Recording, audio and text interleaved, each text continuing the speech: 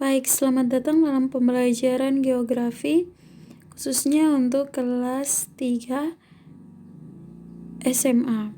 Nah, hari ini kita belajar tentang perencanaan tata ruang nasional, provinsi, dan kabupaten.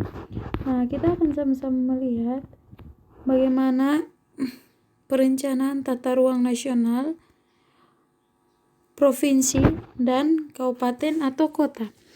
Berbicara tentang perencanaan tata ruang, maka yang pertama kita harus ketahui apa itu perencanaan. Nah, perencanaan adalah suatu proses menetapkan suatu tujuan dan memilih langkah-langkah yang diperlukan untuk mencapai tujuan tertentu. Perencanaan merupakan serangkaian dari tingkatan yang ditujukan untuk memecahkan masalah di masa depan. Nah, perencanaan wilayah adalah proses untuk mengetahui dan menganalisis kondisi saat ini, meramalkan perkembangan berbagai faktor, memperkirakan faktor-faktor pembatas, menetapkan tujuan dan saran yang ingin dicapai, menetapkan langkah-langkah untuk mencapai tujuan, serta menetapkan lokasi dan berbagai kegiatan yang akan dilaksanakan.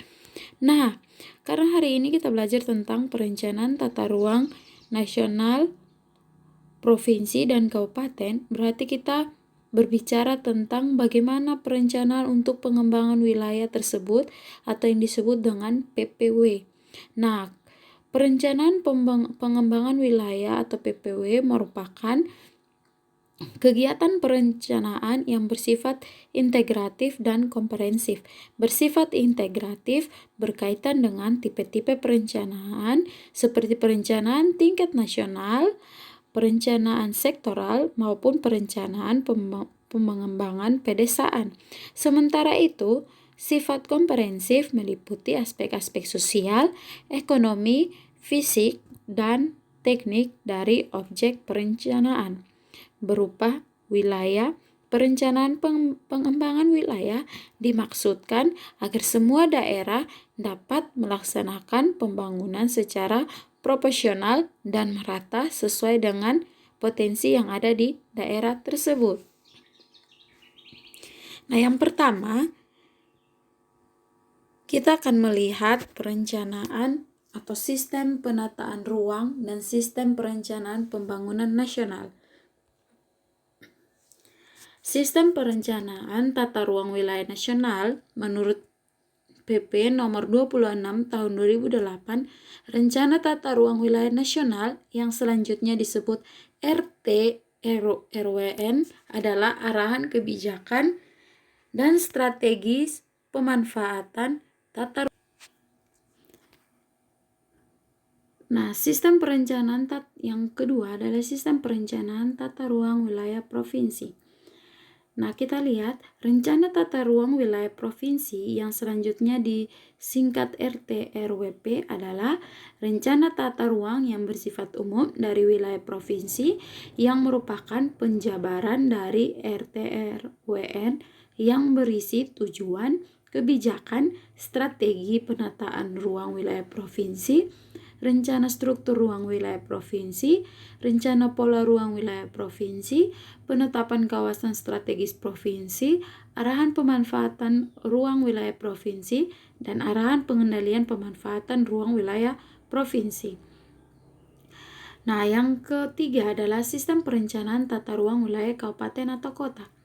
Rencana tata ruang wilayah kabupaten atau kota yang selanjutnya disingkat RT-RWK atau K adalah rencana tata ruang yang bersifat umum dari wilayah kabupaten atau kota yang merupakan penjabaran RT-RWP yang berisi tujuan, kebijakan, strategis penataan ruang wilayah kabupaten atau kota, rencana struktur ruang wilayah kabupaten atau kota, rencana pola ruang wilayah kabupaten atau kota, penetapan kawasan strategis kabupaten atau kota, arahan pemanfaatan ruang wilayah kabupaten atau kota, dan ketentuan pengendalian pemanfaatan ruang wilayah kabupaten atau kota. Nah, kita akan melihat ciri-ciri sistem perencanaan tata ruang wilayah nasional. Yang dimana yang pertama skala peta minimal 1:2 juta. Berdasarkan PP nomor 26 tahun 2008. Terdiri dari RPJPN dan RPJMN, di mana RPJPN adalah Rencana Pembangunan Jangka Panjang Nasional dan RPJMN adalah Rencana Pembangunan Jangka Menengah Nasional. RPJPN tenor waktu 20 tahun dan RPJMN tenor waktu 5 tahun. Nah, sebagai pedoman penataan ruang kawasan strategis nasional dan penataan ruang wilayah provinsi dan kabupaten atau kota, di mana perencanaan tata ruang wilayah nasional itu yang menjadi acuan atau yang menjadi pedoman untuk dilakukannya penataan ruang provinsi dan kabupaten atau kota. Nah, yang berikut kita akan lihat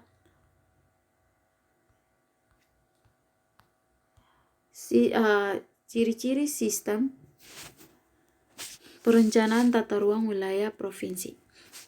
Yang pertama, skala peta minimal 1:250.000.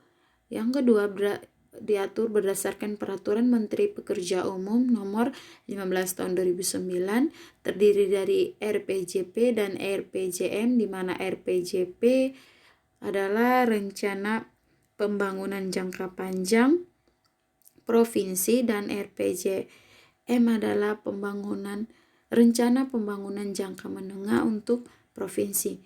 Nah, Rencana Tata Ruang Wilayah Provinsi ini menjadi pedoman penataan ruang wilayah kabupaten atau kota, dan di mana pengajuan permohonan RT/RWP oleh gubernur.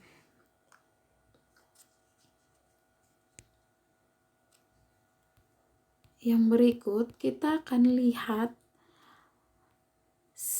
ciri-ciri sistem perencanaan tata ruang wilayah kabupaten. Yang pertama, skala peta minimal 1:50.000. Yang kedua, berdasarkan Peraturan Menteri Pekerjaan Umum Nomor 17 Tahun 2009, di mana itu mengatur tentang sistem perencanaan tata ruang wilayah kabupaten, terdiri dari RPJPK dan RPJMK sebagai pedoman rencana detail tata ruang kabupaten dan pengajuan permohonan RT/RWK oleh bupati. Jadi pengajuan untuk provinsi dan kabupaten itu berdasarkan dengan pemimpinnya. Nah, yang berikut kita akan melihat permasalahan-permasalahan yang ditempuh atau yang ditimbulkan dari tata ruang wilayah. Nah, di mana permasalahan-permasalahan itu timbul tentu karena ada pro dan kontra. Nah, yang pertama kita akan melihat bahwa perencanaan tata ruang di mana tentu ada yang namanya masalah yang ditimbulkan. Nah, kondisi tersebut akan menciptakan permasalahan dalam penerapan tata ruang wilayah Indonesia. Nah, yang pertama kita lihat terjadinya konflik kepentingan antar sektor. Konflik antar sektor, misalnya antar sektor kehutanan dan pertambangan, antar sektor kehutanan dan perkebunan, sektor pertanian dan pengembangan prasarana wilayah. Contoh konflik antar sektor tersebut itu antara lain izin pertambangan di kawasan hutan, izin pembukaan perkebunan di kawasan hutan, terus alih fungsi lahan pertanian menjadi kawasan industri. Nah, hal ini terjadi akibat ego sektoral yang masih tinggi. Munculnya keterbatasan ruang menyebabkan setiap sektor akan mendahulukan kepentingannya sehingga muncul konflik antar sektor. Nah, yang kedua itu ialah terjadi ketidakselarasan dalam pemanfaatan ruang. Nah, ketidakselarasan ini maksudnya antara kepentingan manusia dalam pembangunan dan daya dukung lingkungan alam pada suatu wilayah. Nah, ketidakselarasan juga dapat terjadi antara kepentingan ekonomi dan kelestarian lingkungan. Ketidakselarasan ini dapat disebabkan oleh lemahnya kontrol dan pengawasan dalam pelaksanaan pembangunan. Nah, yang ketiga ialah terjadinya penyimpangan pemanfaatan ruang. Nah, penyimpangan ini terjadi akibat tidak konsisten dalam pengendalian pemanfaatan ruang. Bentuk pengendalian tersebut antara lain berupa pengaturan zonasi pemanfaatan ruang, peraturan perizinan, sanksi administrasi bagi pelanggaran, dan memberikan insentif bagi yang sesuai dengan rencana tata ruang. Nah, penyimpangan ini disebabkan oleh kebutuhan ruang yang tinggi, rendahkan penegakan hukum, dan mekanisme pengendalian yang belum jelas. Nah, yang keempat ialah rendahnya partisipasi masyarakat dalam penataan ruang. Nah, di sini nih masyarakat harus dilibatkan dalam penataan ruang yang berkaitan dengan hak dan kewajiban masyarakat. Nah, masyarakat itu bukan objek dari pemanfaatan ruang, tetapi mereka harus menjadi pelaku dalam pemanfaatan ruang. Nah, dalam pemanfaatan ruang harus memperhatikan hak masyarakat dan menghargai kehidupan sosial budaya serta kearifan lokal yang berkembang di masyarakat. Nah, jadi masyarakat harus dilindungi dari berbagai tekanan dan paksaan dari pelaksanaan pembangunan yang tidak sesuai dengan keinginannya. Nah, dari permasalahan itu, permasalahan dalam pemanfaatan ruang tentu saja menimbulkan berbagai dampak, yaitu seperti kerusakan lingkungan, ketimpangan wilayah, kesenjangan sosial ekonomi, dan konversi lahan, di mana kerusakan lingkungan itu akibat ketidakselarasan antara kepentingan ekonomi dan kelestarian lingkungan.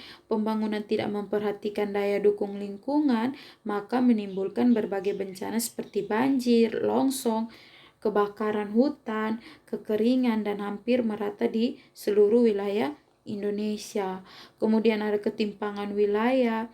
Nah, ketimpangan ini dapat berupa ketimpangan antara desa kota, terus ketimpangan munculnya permasalahan peningkatan urbanisasi, perkembangan pinggiran kota yang tidak terarah, dan berbagai masalah perkotaan seperti kemiskinan, kawasan kumuh, terus terbatasnya ruang terbuka hijau dan kemacetan lalu lintas. Terus ada yang namanya kesenjangan sosial ekonomi. Nah, ini akibat akses terhadap pemanfaatan ruang yang tidak seimbang, mengakibatkan orang kaya semakin kaya dan orang miskin semakin miskin. Kemudian konversi lahan. Misalnya dalam kawasan lindung menjadi kawasan budidaya dengan alasan meningkatkan pendapatan asli daerah akan meningkatkan kerusakan hutan. Kemudian hilangnya lahan pertanian subur akibat pembangunan industri dan pemukiman. Oke, sekian dan terima kasih. Semoga bermanfaat.